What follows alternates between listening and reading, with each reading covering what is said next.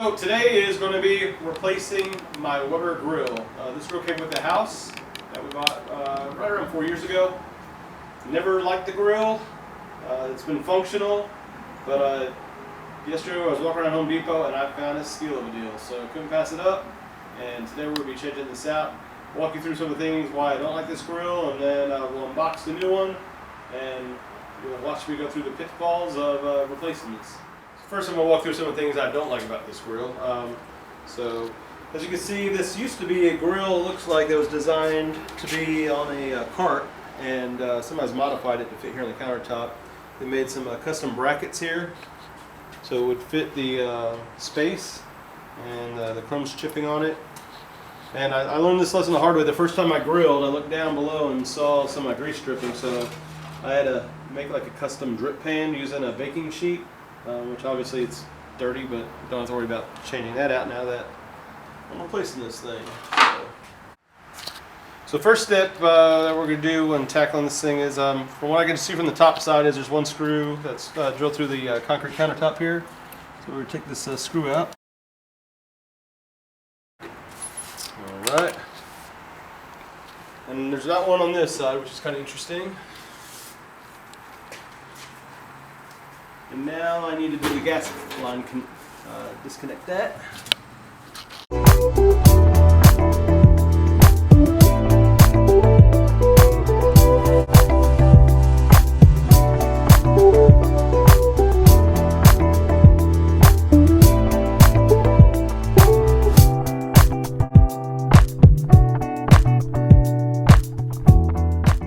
Nope, doesn't light, so we're good there. Get some wrenches here under this gas line.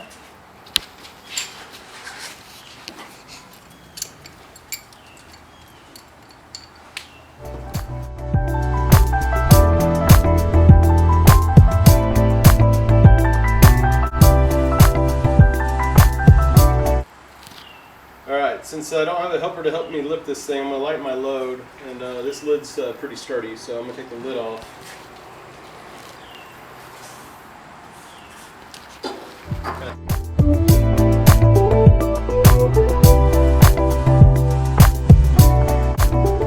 For the second pin, it's just going to be easier to come here to the back side. There's the other pin.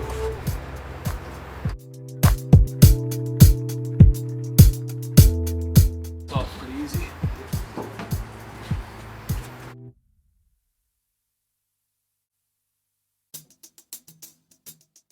Alright, further to lighten the load, I'll go back cleaning this since it's done.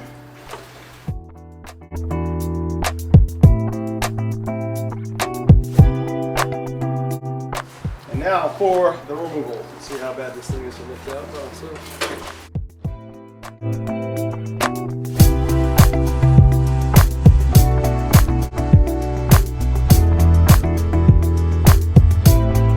Alright, now to do the unboxing.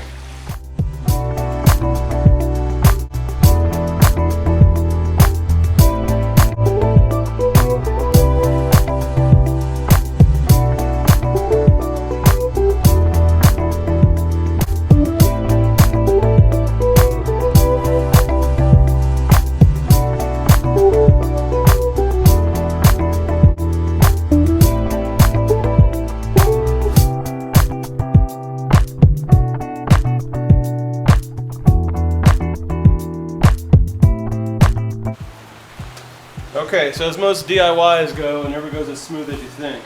I'm going to take this camera off real quick and I'll show you the issue I'm dealing with. You can see here it's not laying flat on the counter on either side. And the reason for that is a nice layer of stone right there. And right there. I want to mark it.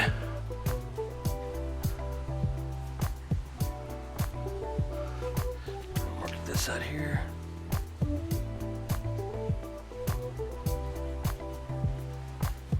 And I'm going to attempt to chisel away the stone. If it breaks all the way, it's going to be okay. But there's a little layer here too as well. I'm hoping this is enough. And we'll see.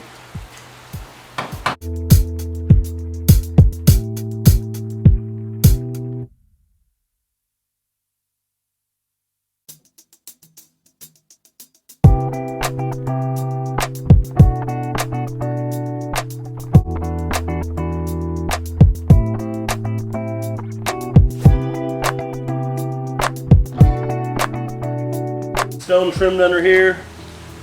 So the grill's sitting nice and flush. I've got it secured. It's screwed in on the back of the grill. A few things that I did off camera were changing out the orifices on the grill for the burners.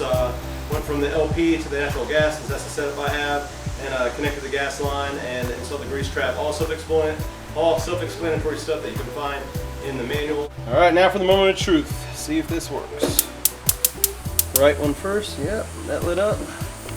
Left one. Oh yeah. Blue flame.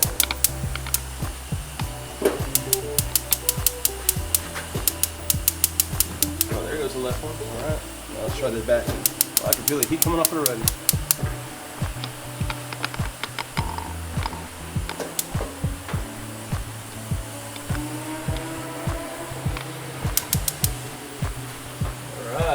And we have a working grill.